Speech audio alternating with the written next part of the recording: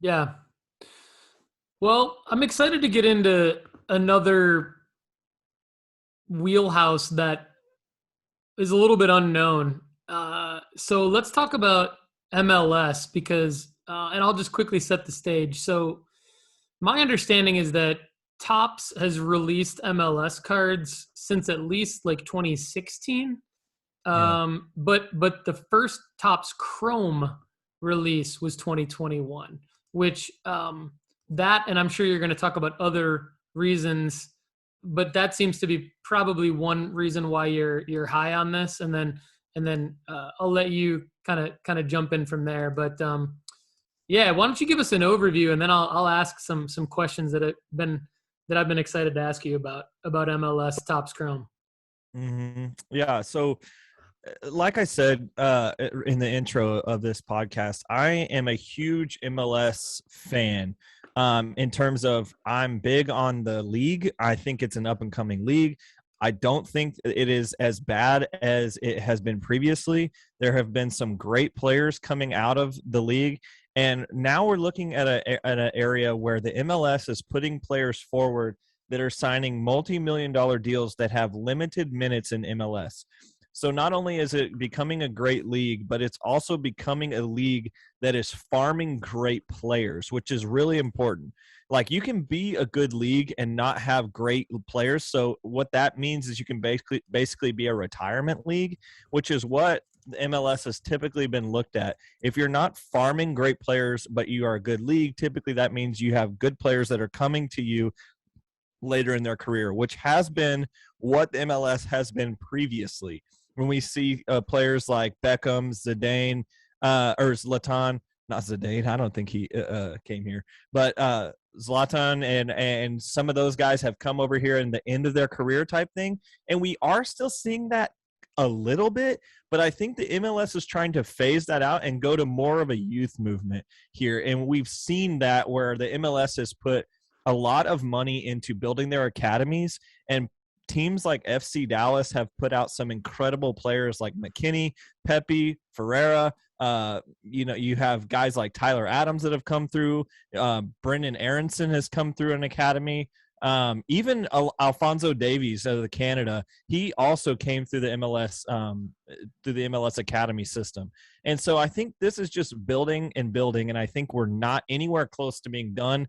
And much more than that, I think this is only ramping up. We're going to have incredible world footballers that are coming through an MLS system, because what the MLS has provided is typically the USA is like, we have, our system has always been pay to play. You're going to either be the rich kids or you're going to be a phenomenal kid that's getting a scholarship from somewhere. Never has it been like the typical Brazilian type path where, you're playing soccer every day and somebody sees you on the court and the futsal court, in your barrio, and then all of a sudden you're a MLS or a world star. That's not how it has been in America. Typically, it's been a pay to play. The rich kids are playing soccer, stuff like that. I mean, that's how it was for me growing up. But that's going away. These MLS academies are now doing something where it's not a pay to play system. They're bringing in talent, and that's what is pay. They are supporting their own within talent, and it's raising the water level. And all over the U.S., you're having these academies that are just going berserk in finding these players. What America is really good at, Paul, is having athletes. We've always had great athletes coming out of our country, and we've always dominated. But this has always been the sport that we have always been the most outside looking in. If you look at basketball, it's always Americans. If you look at football, always Americans. Baseball, well, typically baseball is a little bit different with Central America and stuff like that. But for the most part, the world's greatest sports outside of soccer have been American athletes that have just been dominating because the way that we set up our athletic system. When we get into this market, I think it could be like, here comes all these great Americans, and then you're just going to see a wave of them coming over. And I think we've already seen that with most of the U.S. men's national team players coming from clubs that are overseas. And I think there's not very many, especially in this World Cup cycle, that you're going to see coming out of the MLS. But I don't think that is necessarily a bad thing, because those players that are overseas that are now getting U.S. men's national team minutes are coming from great MLS academies. So I'm going to stop there, and I'm just going to assume that you have some sort of something to say here. I've been on a monologue for a second, so go for it. No, I think you did a good job about like setting the stage for why the league is a strong league. And to me, it sounds like there's multiple reasons why MLS is here to stay as a league. And it sounds like MLS is going to be more like the European leagues than anything else. And what I mean by that is right now in the main European leagues, you have the Champions League, which basically rules everything, and it kind of makes it less relevant what league you play in. And what it basically means is that like the top footballers can transfer wherever, like to whatever country's league. So for those of you that don't know, there's a league in Spain, there's a league in France, there's a league in England, there's a league in Germany, there's a league in Italy. Like, and there's top. Those are the main leagues, yeah. right? Yeah, and those are the main leagues. And basically, what we're talking about is kind of like MLS becoming one of those leagues, and being in America. And I think like everyone would say they're probably like MLS is at the bottom of that list. But I think what we're talking about is that like MLS is on the list now, or it's going to be like legitimately on the list within the next 24 months, right? And so, so it's not unlike other leagues to have players move from country to country, league to league, but still stay relevant and like up their value, lower their value, etc. Maybe you've got like you've got a lot of lateral moves and things like that. So, but I think where the MLS from a sports card investing standpoint is super unique is that you've got these two different directions. You've got the direction of like, so because the MLS isn't quite equal or close to equal as those other leagues yet, it's in this unique spot with the cards because you've got the direction of this guy was a prospect for FC Dallas and now he's over in this other league. And then you've got the angle of like the MLS also long-term establishing itself as a top flight league. Right. And then trying to figure out like who's next and where's the MLS going to get the next players from and who's going to be next on that next checklist as a rookie. So right. So it's all about rookie cards and sports card investing. And the tricky part with MLS right now is like in the 2021 Topps Chrome release, you've got some RC logos for some guys. So let's say your guy Paxton Aronson has an RC logo. There's this Caden Clark guy who I'd like for you to comment on who has an RC logo. I'd like for you to comment on like other guys who have RC logos, but then you've got Ricardo Pepe who's got all this hype around him, does not have an RC logo, but it happens to be like his first major card. You've got like what I believe is like his first major auto card in there. You've got inserts, refractors, things like that for Ricardo Pepe. So this is like a really loaded question, but like, how does the audience go about, I guess, two different things. One, figuring out who are the top young rookies in MLS, and then also who are the players in the world that are now relevant because they're in a different league, but they have their rookie cards in a previous MLS set. Like there's two different ways to break down MLS rookie cards. So take that in whatever direction you want, but that's kind of where I'd like to break things down. No, I think that's good. Yeah, I think so I kind of broke down MLS as a league a second ago, but MLS or Topps Chrome MLS right here, I think is breaking down. You put it in two different categories. I'm going to actually give it three because this set in particular is unique because card investors and collectors here are not a fan necessarily of the MLS yet. So they're buying these cards because most of the time these players are doing well overseas or they're doing well on the men's national team. It typically has nothing to do with their MLS career, which I think is kind of what you were getting at. But the fact that this is their rookie card is what makes it significant.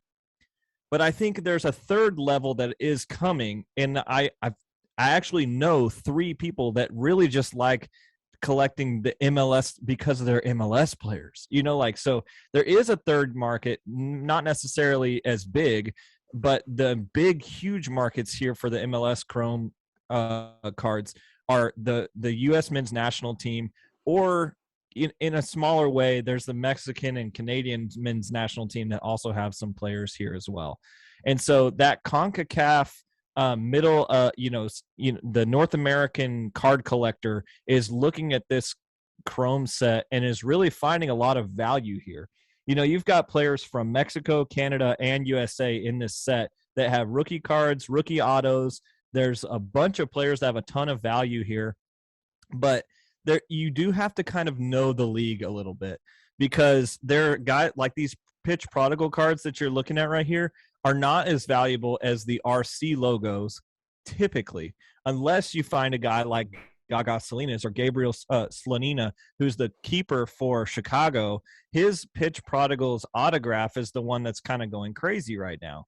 I bought 4 of them for $40 2 weeks ago, like 4 of them at $40 a piece 2 weeks ago. That card right there actually is what I'm talking about. Yeah. I bought 4 of those cards 3 weeks ago for $40 a piece. They're selling it now for $120 a piece because he's had 3 clean sheets. There's potential for him getting called up as a men's national team goalie, and they're also comparing him to Buffon. They think that Juventus has been interested in him. He's obviously dang near likely to be a keeper in top 5 leagues in Europe. Like, he is incredible, and he's 17 years old, getting an everyday starting position for Chicago. He's for sure destined to go overseas, and he's for sure destined to either be a Polish national team keeper or United States men's national team keeper. Now, typically keepers don't necessarily go for that same amount of money. So typically we would say like it's kind of like investing in a pitcher almost, but there are still plays to be made if you can get in at the right price point. So but anyway, I think there's 3 markets here. I think there's national team market. I think there is European, like going overseas to play at big European markets, and these are their rookie cards. And then I also think there is a small MLS market as well that is growing. Now, so the reason Topps 21 is so valuable to me is there's guys in here that will be in Europe. And not only in Europe, I think they will be men's national team guys going forward.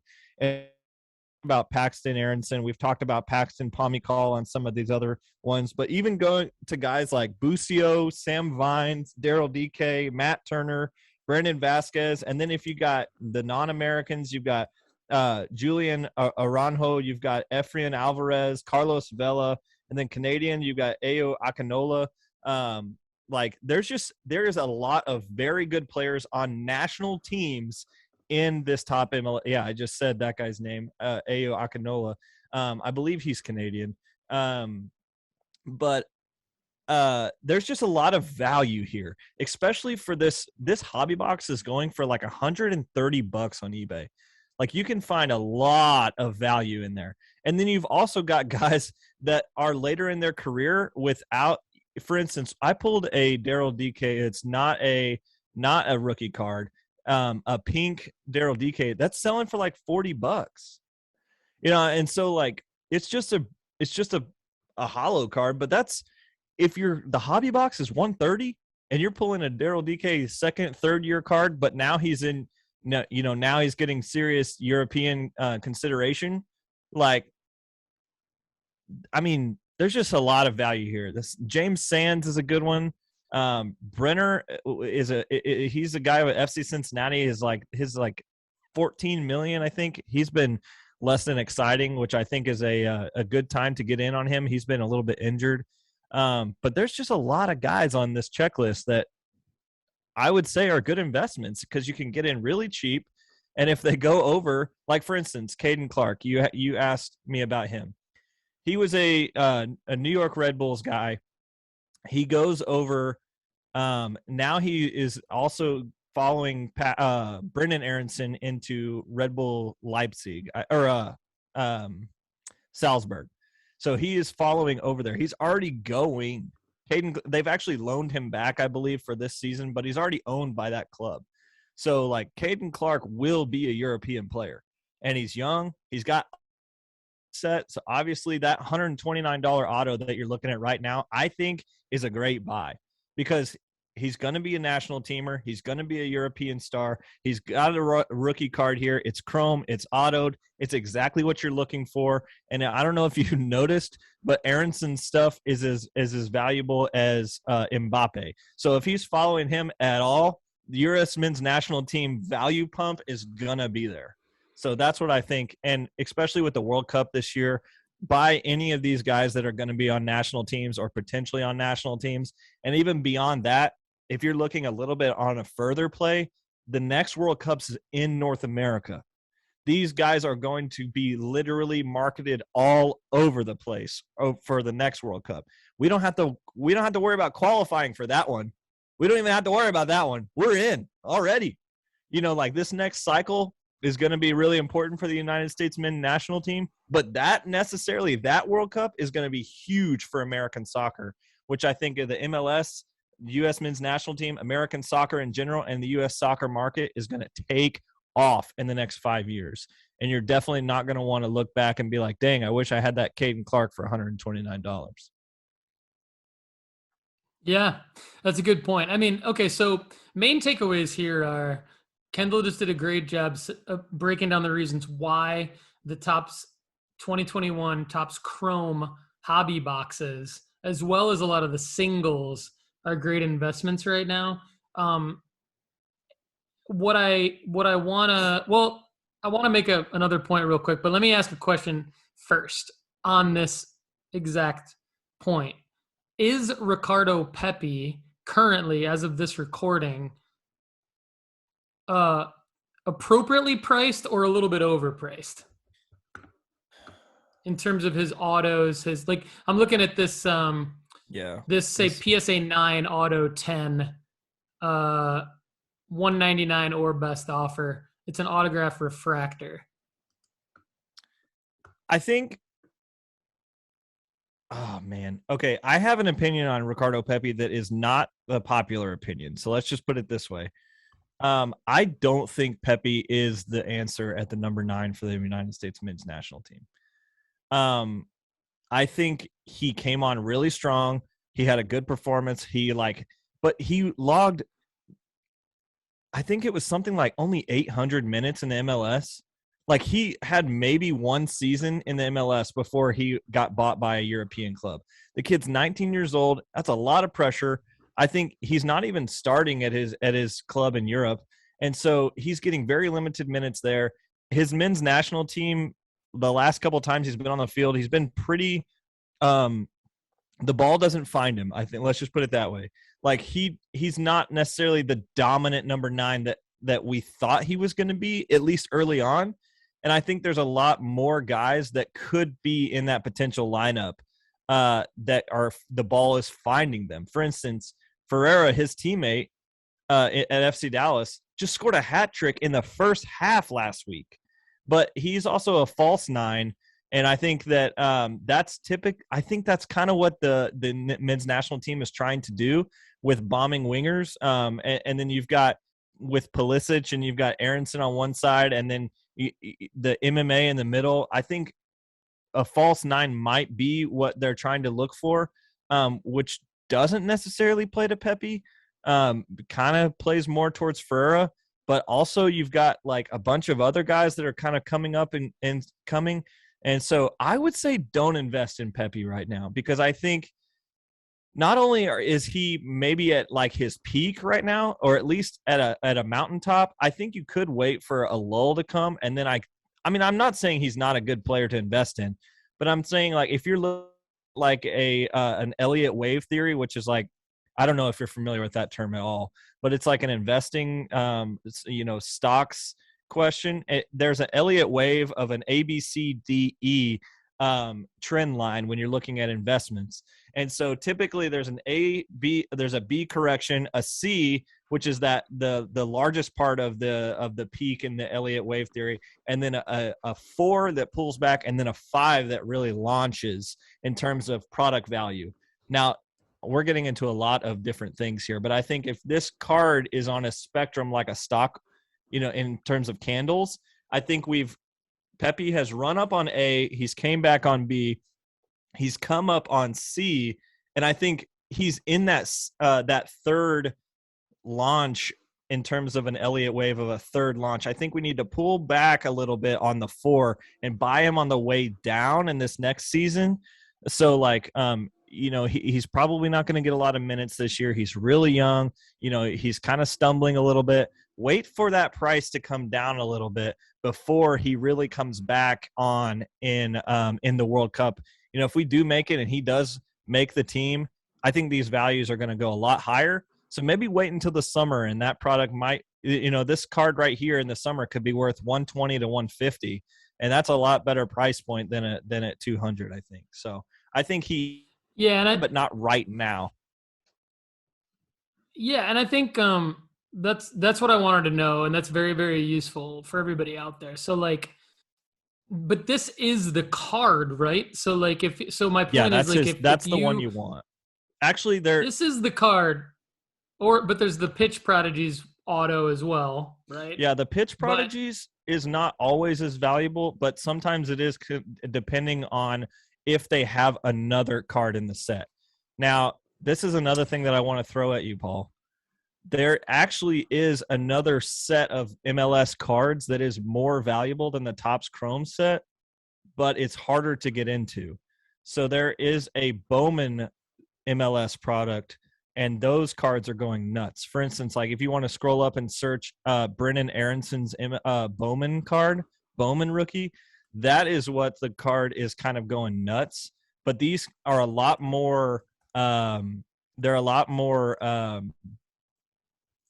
think it's Brennan Aronson, not Brennan, but you'll get it. Brendan Rodgers right there is a good buy, by the way. But anyway. We'll get to baseball in a second. So that's his rookie card right there, the second one.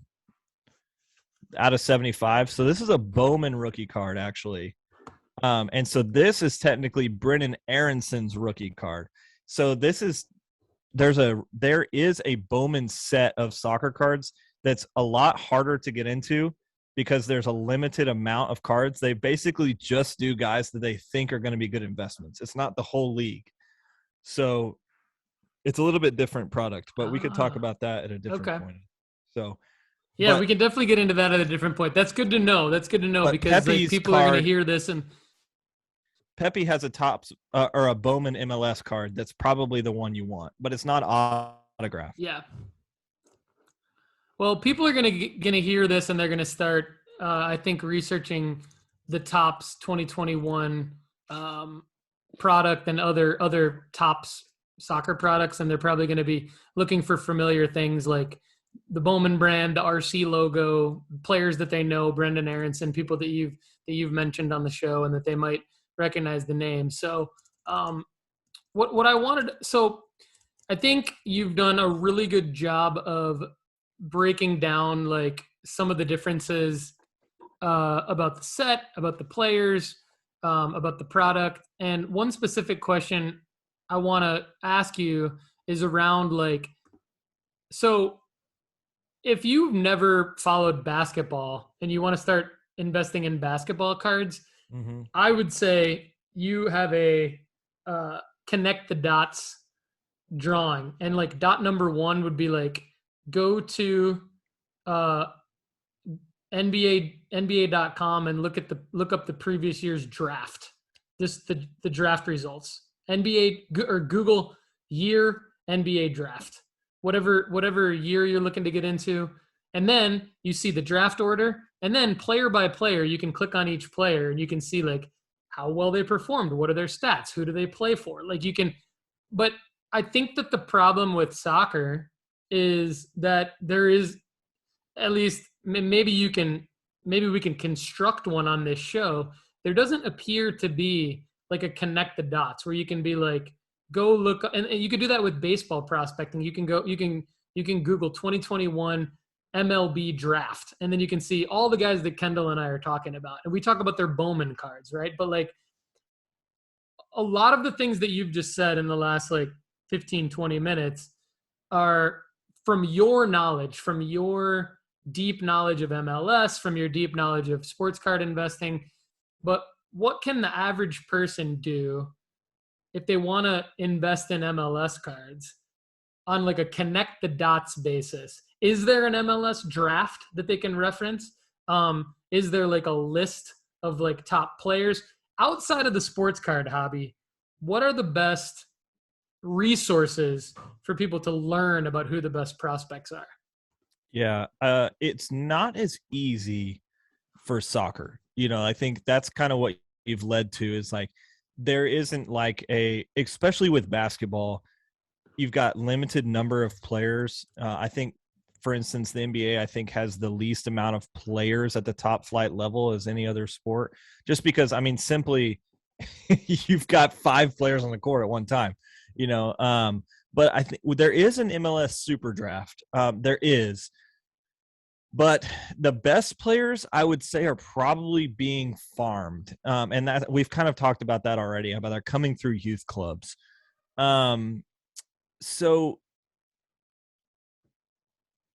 I haven't necessarily researched this, for instance, but this is where I would start. There is a 22 under 22 list that the MLS puts out. And basically it's the top players that are under 22 years old. Brendan Aronson was on that list. I believe Paxton is now on that list. Palmy Call's been on that. Pepe's been on that list. I would say that's probably where I would start, because they do Bowman or Topps Chrome does put out a 22 under 22 card list. But I would say this is probably a great place to start. And, I didn't necessarily, I'm sure in the comments, people are going to be like, why didn't you say this? Well, I just came up with that off the dome. Like this is something that we didn't, that's a question that Paul's just talking to me about. But I think if I was completely, just say, where would you start, to a guy that was just talking to me at a card show, I would say this list is where I would start. For instance, that Mamadou Fall guy, he scored 3 goals, I think, already this year. And I wouldn't have known who that is unless I was watching the LAFC game last night, and he had a great header coming off of a Carlos Vela cross that almost went in, and then they just started talking about him in the broadcast. I wouldn't even have known who he is necessarily unless I had watching the MLS. But he is on this 22 under 22 stock watch, which I think, obviously, this is a video, but I do know that there is a 22 under 22 list. You might have to dig a little bit for it, but there are 22 under 22 cards as well. So Mamadou Fall might not be in the 2021. He might be in 2022. So these Topps Now cards are actually weirdly enough more valuable in MLS than they are in any other sport. Typically it's like these Topps Now are just like cash grabs for Topps, but because typically you have guys that are coming up on the scene in MLS without cards, the rookie scene is like you can play rookies really easily in the MLS. Sometimes these Topps Now cards are the first ones on the scene, which is another asset to MLS that's a little bit unique. But so yeah, like for instance, Brendan Vasquez scored a brace in 2 straight weeks, and he's the striker for Cincinnati. He's been around for a little bit, but his Topps Now cards or what's selling on Topps right now. So he has cards in the Topps Chrome MLS set, but his Topps Now card is what's actually selling right now, which is weird. So it's kind of something that I'm also learning into as well. I've probably been investing in soccer cards for about a year and a half now, but typically I've only gone into European cards, and I've probably in the last 6 or 7 weeks have I been diving into this MLS stuff. So I'm almost a rookie as well, although I've spent significant time over the last 6-7 weeks diving into this because this is kind of our job. It's something that I've put a lot of time looking into, but there's still caveats I'm just now learning. For instance, this Topps Now stuff, I was like, no, that's not valuable. It's just a cash grab like any other sport. But now I'm like, why do people actually want these cards? Because I don't understand it really. But anyway. Yeah, I mean, I think it's a matter of this appears to be Mamadou Fall's only It's his card only card. Yeah. from either from any of the card companies that any of us are familiar with. And Right. so, I am familiar with the call up. You know, they did that. Topps Now did that with Wander Franco last year. He had a call up card. Yeah. It's another. It's a way of distinguishing the card without putting RC on it. And we know all the reasons why they would or wouldn't want to do that. Some Topps Now cards have RC on it, others don't. I know Kalenic with the Mariners had a bunch of Topps Now cards last year with RC on it. It looks like they're experimenting with call up. Yeah, it's just you're right. I mean, it's a moving target. There are no easy answers. I think you did an amazing job breaking this down. There is a super draft, but there's no connect the dots or, paint by numbers where it's like as easy as saying, hey, just do these things and all of a sudden this is a way to research this. It's like you really have to, you have to pay attention to what's happening. You have to read a lot, maybe even watch games like Kendall does. Well, I know like on for the a guy like Topps, me, like the cardboard connection there, if you go to the Topps 21 Chrome on that tab right there, there is a section on there that has the 22 under 22. I think it's right above that section where you were just at. you're right. I did see it.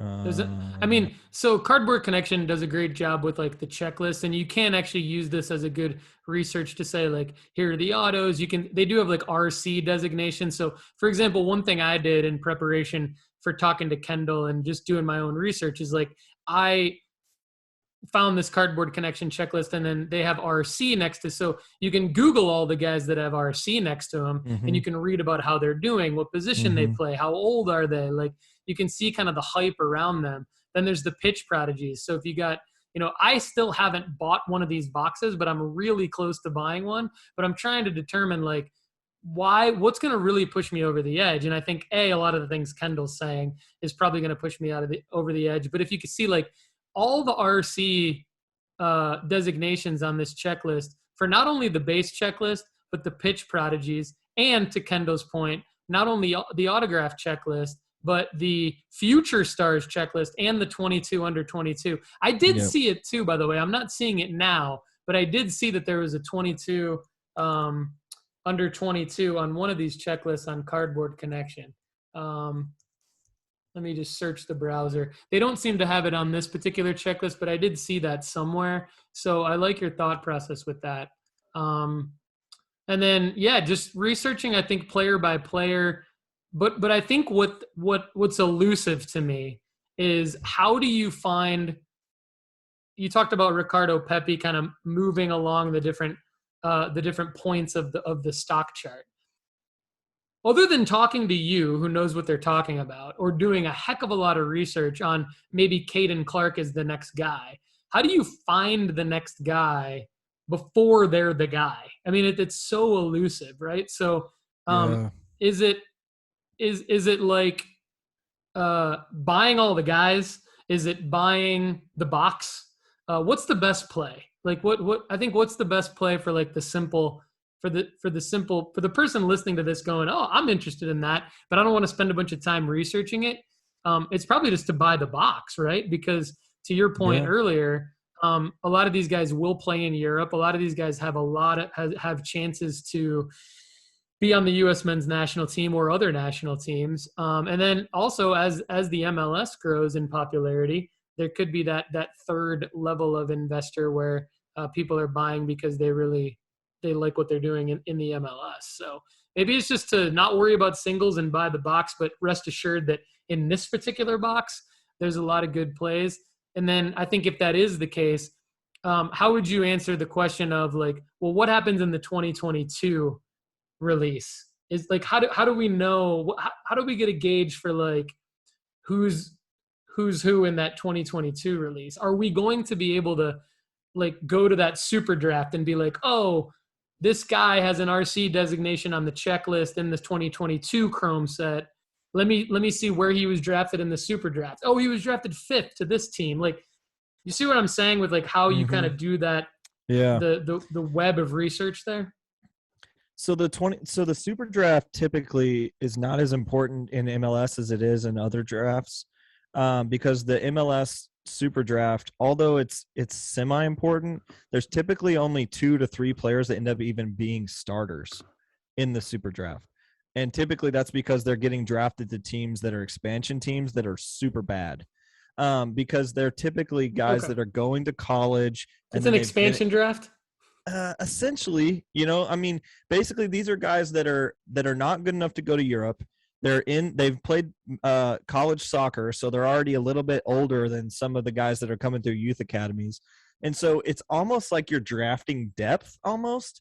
Some of the players can come in and be, crazy good. For instance, Frankie Amaya was drafted number 1 overall in 2018, I think, out of UCLA. He was great at UCLA. He came onto the MLS scene, played really good for Cincinnati. Now he plays for the New York Red Bulls, and he's getting consistent minutes there and logging a lot of assists. So Frankie Amaya is like a guy who's like, okay, he wasn't necessarily a depth piece.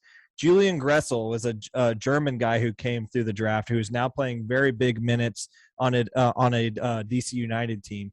But the majority of people coming out of the MLS Super Draft are depth pieces or long-term plays for the general rounding out of a franchise. I think the star power players in the MLS are either DPs or Generation Adidas players, which are guys that are coming up through farm systems. Generation Adidas basically is a designation that the MLS has put on players that you can pay them. They have a lot of different rules. It's just like the MLS has a lot of really strange rules for a league. For instance, there's general allocation money, there's GAM and TAM, which is it's technical allocation money, general allocation money, and then there's DPs, and you can only have that's designated players, and you can also have an under 22 designated player. So the MLS in its structure is confusing, which makes everything else confusing about this. But there are super draft players. For instance, Walker Zimmerman, that guy right there, and Miles Robinson are both defenders on the U.S. men's national team, and they came through the super draft. So there are players that are there, but it kind of takes them a little bit to kind of get big. For instance, Walker Zimmerman was a nice defender, but he wasn't big until he went from FC Dallas to LAFC. And when he went to LAFC, he was like their franchise player right as they started their expansion. So then he came to Nashville and was kind of their star, and now he's the U.S. men's national team center back. So, you've seen these growth come out of a long period of time. So I wouldn't say that the super draft is like where you would start to connect the dots. I would start with a 22 under 22, or maybe just look at Generation Adidas players that are currently playing in the MLS, and maybe you start there. For instance, that Ben Bender guy is playing for Charlotte right now, and he is filthy. Definitely the best player that I've seen in this last year's Super Ben Bender. So I would say if you're looking at the Topps 22 drop, Ben Bender's cards are going to be filthy. And he's for Charlotte, which is the new expansion team this year. And he assisted their first goal of the season. And so anyway, blah, blah. This is awesome. Okay, so I've talked enough to say this is kind of confusing, and you might just want to listen to this podcast. You want to keep listening to this podcast because we're going to keep talking about MLS. I'm going to keep following it, and I am where the audience is right now. Like I am totally where you are right now, and Kendall is helping me so much. I think he's helping you guys too. Here's my new process based on what Kendall's saying, and it's going to be fluid. It's going to be a moving target. But here's what I would do. Here's actually what I will do in my free time throughout this week and probably into this weekend. I am going to do the following things. I am going to Google 22 under 22 MLS, and I'm going to watch some highlights, read that, write down some names. Then I'm going to Google Generation Adidas MLS, and I'm going to do the exact same thing. Then I'm going to narrow those names down, and this is just my strategy. So Kendall will probably say you don't necessarily need to do this, but because you can only buy so many cards and you can only get excited about so many players, I will probably limit my list down to like goal scoring players. Yep. Maybe scoring midfielders and strikers, and guys who are going to score. I'm probably not going to touch more defensive midfielders. I'm probably not going to touch defenders or goalkeepers. That's not where I want to put my money. It's kind of like Kendall was saying, it's kind of like buying pitchers. To each his own. Buy pitchers, buy goalkeepers if you want. It's just not me. I'm probably going to go strikers, scoring midfielders, and use that process. And then I'm going to go from probably like a list of maybe 20 names down to like 5. I'm going to Google the crap out of them, read articles about them. Whoever has the most hype, I'm all about the hype machine. Whoever has the most hype and whoever's probably the youngest in the biggest markets with the potential to go to European clubs, I'm probably going to get the most excited about. eBay their cards, figure out what cards they have. Maybe it's this Mamadou Fall guy, maybe it's not. And then I'm going to make decisions on like what plays can be made with those cards. And I've been doing this a lot in my life with different things, so I'm going to be fairly quick with this process. And you're probably going to see me put a lot of these guys on the sports card investment report. So if you want to use that as a cheat sheet, and I think that I can come back to Kendall every other week and I can say, hey man, where do I need to redo the soccer rankings in my sports card investment report? And we can have a discussion about that on the podcast. But I'm going to try to sprinkle in some MLS guys. I do have Ricardo Pepe in the top 100 right now. And I may need to make some adjustments based on what Kendall's saying, but I do think my write-up on Pepe is pretty similar to what he's saying. Like I don't want you to overpay for Pepe's cards just because I don't want you guys to fall into the trap of like U.S. men's national team hype. The thing I do like about all these guys is that they're just so young. So if these MLS cards, I think the RC designation is huge. I'm going to put an exclamation point on my MLS discussion. I am probably like this Caden Clark card, for example. I am probably more apt to buy a card like this than any other card. He's a midfielder. So that means he's in goal scoring position. I don't know if he scores a lot of goals. I don't really know anything about him other than what Kendall told me a minute ago. But I do know that this is a Chrome card. Top certified autograph. It looks like an on-card auto. No, I think it's a sticker. Sticker auto, whatever. Top certified autograph, Chrome card, RC designation. Boom. Good price. Kid's probably 19, 20, 21. And if he's going to be on the U.S. men's national team or in a league in Europe or whatever. He already is on Salzburg. There you go. He's already on Salzburg. So, anyway, bigger league in Europe. I think this is what we're talking about. So I have not bought any MLS cards. I have not bought any MLS sealed product, but I think that this episode is getting me Caden is 18 years old, by the way. So seems like a good buy. Maybe I'll hit this make offer button and see if I can get it. Maybe I'll make an offer at 99 and see if I can save a little on the budget there. He only played 3. I think he only played last year before Salzburg bought him. So here's the other thing I want to add. I'm glad you said that because that's a good point that you make.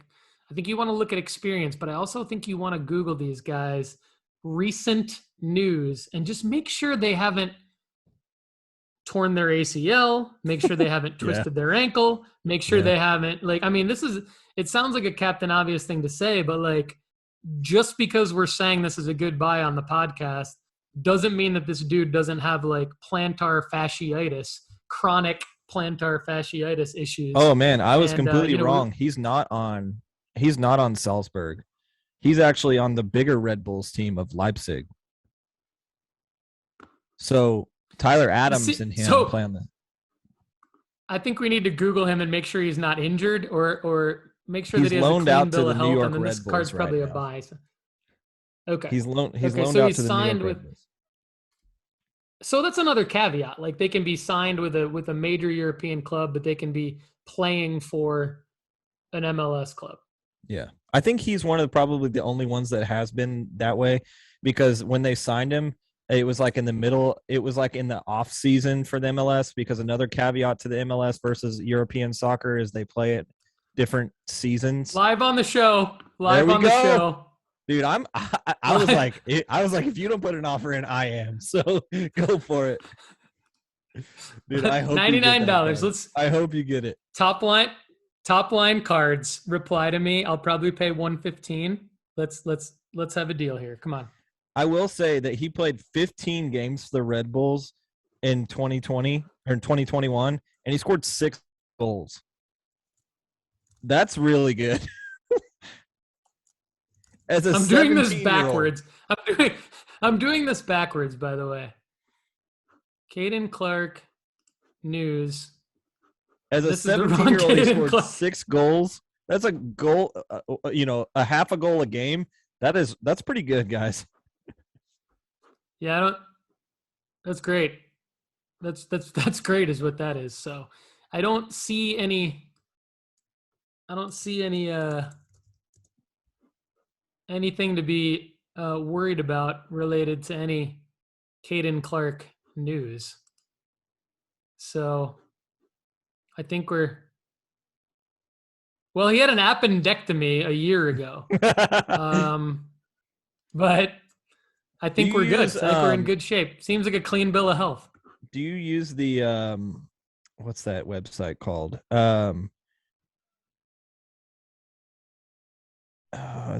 Do you use Transfer Market? Yes. Well, only reason I know about it is because I Google a bunch of soccer players, and Transfer Market seems to be like in the top 5 search results on every single player. So yeah. So typically that's where I look up a lot of transfer market without the E. Yeah. Without the E, I think. Yeah, you're right. Without the second E, transfer market. Here we go. Another tip. So Kendall's doing a great job. We're throwing out tips. Transfer market without the second E.US is a good place to get your up to the minute, in-depth football, soccer news. So he was bought for $2 million from Red Bulls to Red Bulls. So they paid enough money to be within the system to transfer to another team. And now his apparent worth is $3.85 million. So here's his profile. Kendall's probably looking at this too. Yeah. I am. $3.85 million, age 18. I mean, this dude checks all the boxes, man. Yep. He checks all the boxes for an American, for a dude who's in our target demographic. And get this, he's this valuable. Sports card investor. He's this valuable, and he hasn't made a top flight U.S. men's national team appearance yet. So, let's just say, so is he the new Yunus Musa? Am I higher on this guy than I am on Yunus now? Musa's logged minutes. This guy's not even there yet. His values. But I was high on Musa before he logged minutes. That's what I'm saying. We're creating a guy here that hasn't even been a guy yet. I bought my first Caden Clark card in June of last year because this dude is incredible. I watched him live and I was like, holy cow, this guy is taking over this field.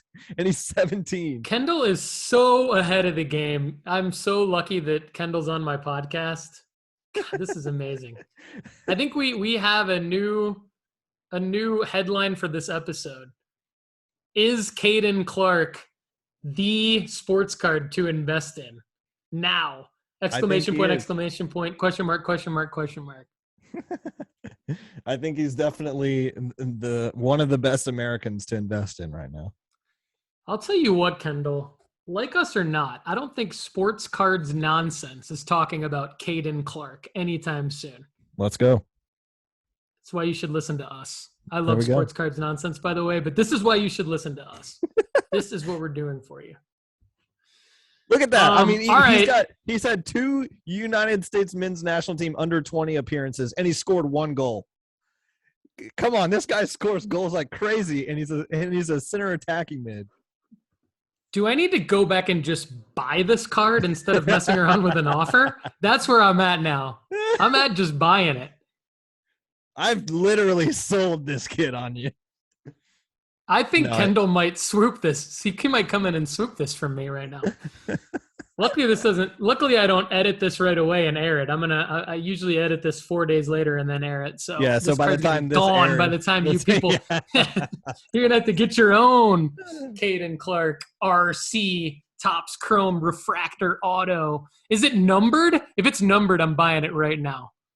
It's not serial numbered. If it was serial numbered, I'd buy it right now. See, you got to find something wrong with every card, people. Just calm yourself down. Find something wrong with the card. Talk yourself out of it. All right. Anything else to add on MLS for Dummies before we spend a few minutes on baseball's back, baby? I'm good. I feel like I have literally given you everything I've got. So you have done an amazing job. I'm sure the audience agrees.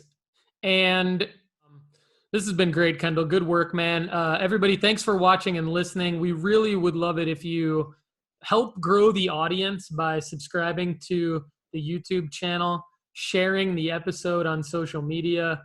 Follow us on Instagram at Sports Card Strategy. Go to nooffseason.com. Check out the Sports Card Investment Report. Follow at Wild Cards Trading on Instagram. Go to the Facebook group, Wild Cards Box Breaks on Facebook. Go to the Facebook group by going to sportscardstrategy.com and join the Facebook group. Click on the link. And of course, last but not least, go to marketmoversapp.com by Sports Card Investor and use the promo code NOOFFSEASON and you will get either a bonus 2-week trial or you will save 20% on your first month. Kendall McKee, thank you so much for joining me. Everybody, have a great day and we will see you back here soon. See you later, guys.